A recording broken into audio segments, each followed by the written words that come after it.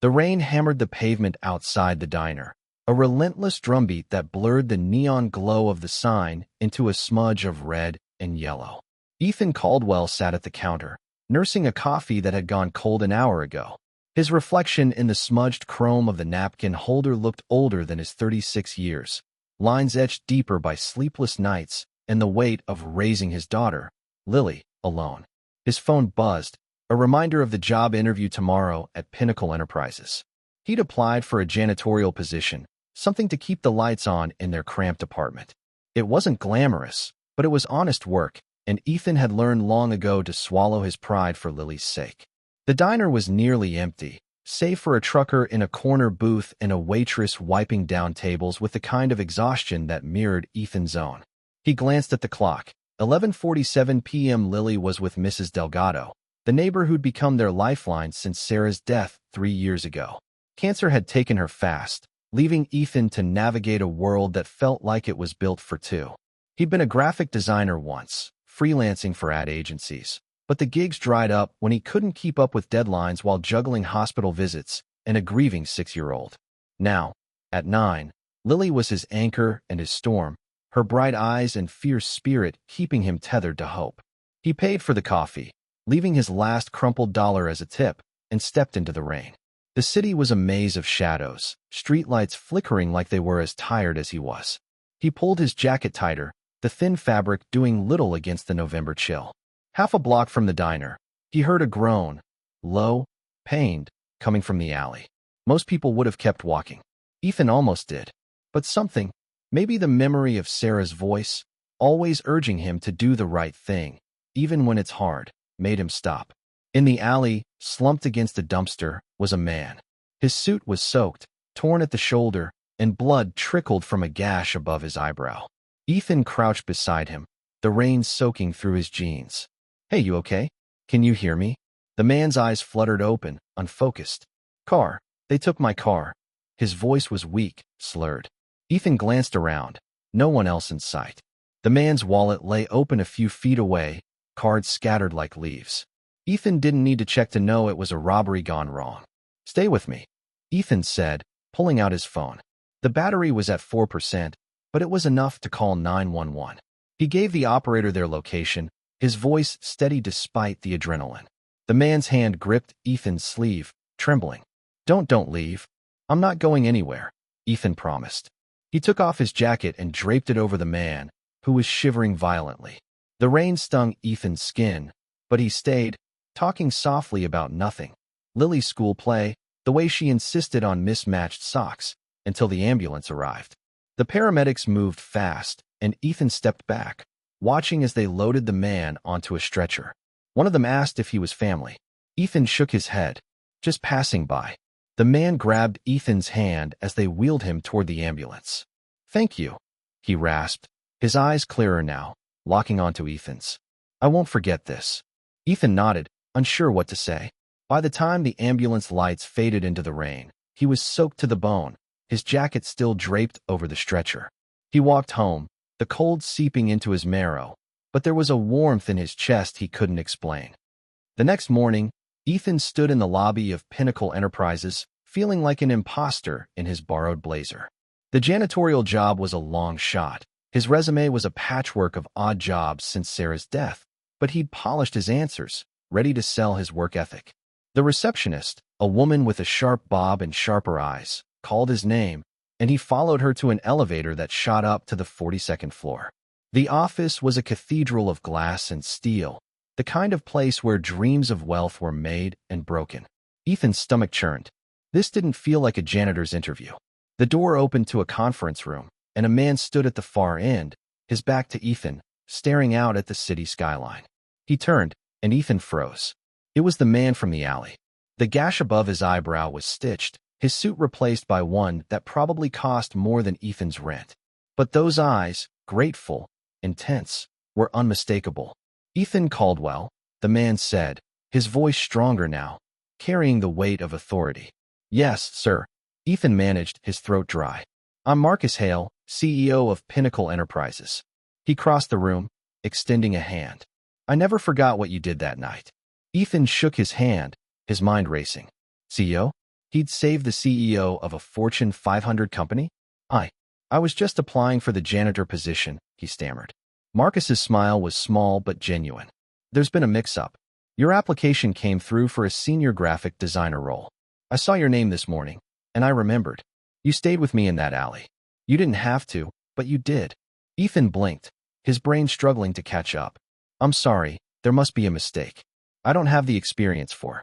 Your portfolio says otherwise, Marcus interrupted, sliding a tablet across the table. Ethan's old designs, projects from years ago, ones he'd thrown together for clients before life unraveled, were displayed on the screen. These are good. Really good. Why'd you stop? Ethan's throat tightened. Life got in the way. My wife, she passed, and I've been raising my daughter alone. I couldn't keep up. Marcus nodded, his expression softening. I get it. But you're here now, and I'm not letting talent like yours mop floors. The designer job, it's yours if you want it. 6 figures, benefits, flexibility for your daughter. Ethan stared, the words not fully sinking in. 6 figures? That was more than he'd ever made, even in his best years. He thought of Lily, of the second-hand textbooks she carried to school, the way she never complained about their thrift store clothes. Why me? He asked, his voice barely above a whisper. You don't even know me. Marcus leaned back, his gaze steady.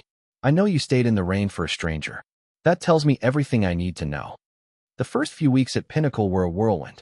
Ethan's new office had a view that made him dizzy, and his colleagues, polished, confident, seemed to belong to a different world. He felt like he was faking it, waiting for someone to call him out. But the work came naturally. His designs were bold, intuitive, and the team noticed. Marcus checked in often, not as a boss, but as someone who genuinely cared. He'd ask about Lily, about how Ethan was settling in, and Ethan found himself opening up, sharing stories of Lily's obsession with astronomy and her dream of visiting NASA. At home, things were changing too. The new salary meant a better apartment, one with a bedroom for Lily and a kitchen where Ethan could cook proper meals. He enrolled her in an after-school science program, and her face lit up when she talked about constellations. But the guilt lingered.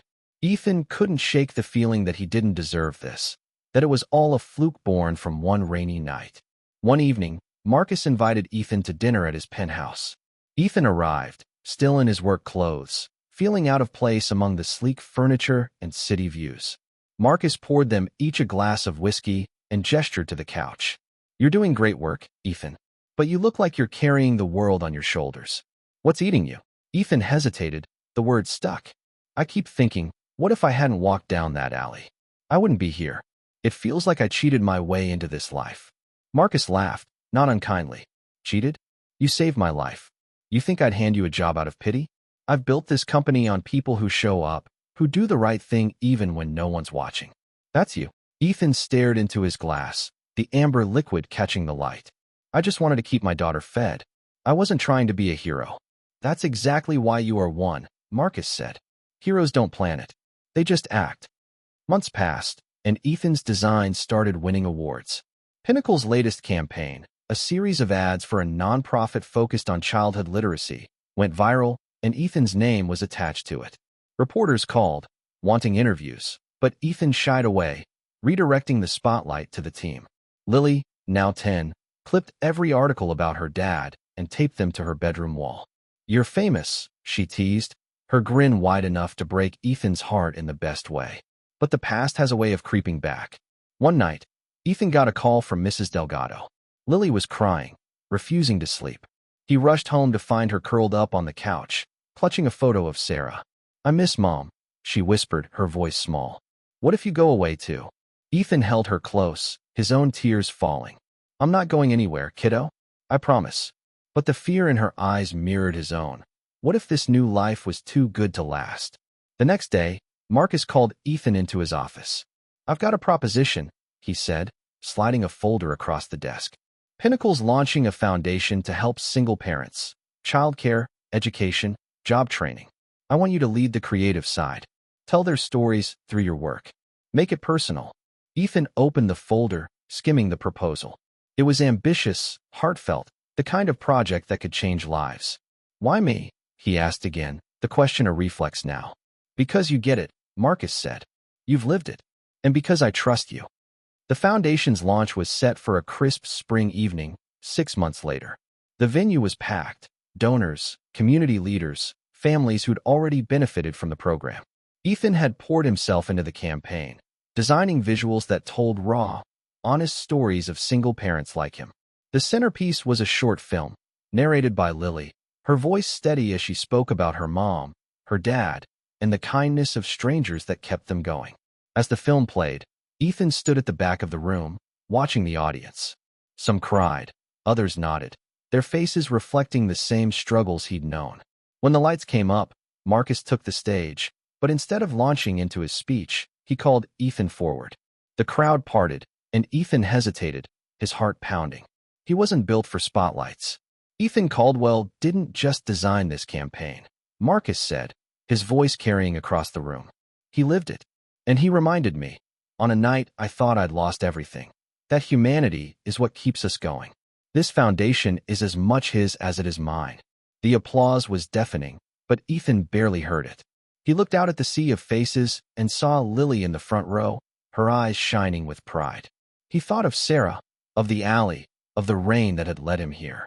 And for the first time, he didn't feel like an imposter. He felt like a man who'd done the right thing, not because it was heroic, but because it was human. After the event, Lily ran to him, throwing her arms around his waist. "You did it, Dad," she said, her voice muffled against his shirt. "No, kiddo," he said, kissing the top of her head. "We did." As they walked into the night, the city lights stretching out like a promise, Ethan realized something. Kindness wasn't just a moment in an alley. It was a ripple, spreading far beyond that rainy night, touching lives he'd never know.